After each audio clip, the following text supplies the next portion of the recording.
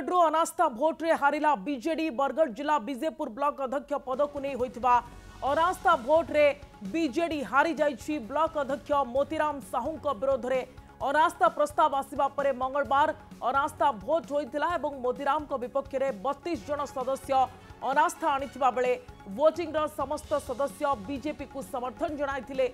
अनास्था प्रस्ताव रे बीजेडी रो पराजय परे प्रतिक्रिया रखिछन्ती बरगढ़ सांसद प्रदीप पुरोहित। कहते ब्लॉक रे दुर्नीति पीसी कारबार चलवा सहित ब्लॉक स्थाणु पलटि जाइथिला जो बाधक साजिथिला उन्नतिमूलक कार्य।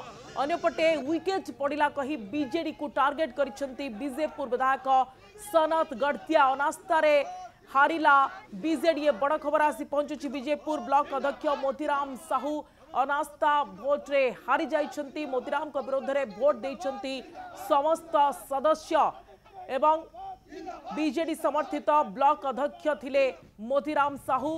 तांको विरोध में जतबेले अनास्था प्रस्ताव आसिला अनास्था भोट आज होइथिला एवं जोंथिरे बीजेडी रो प्रार्थी हारी जाइछंती।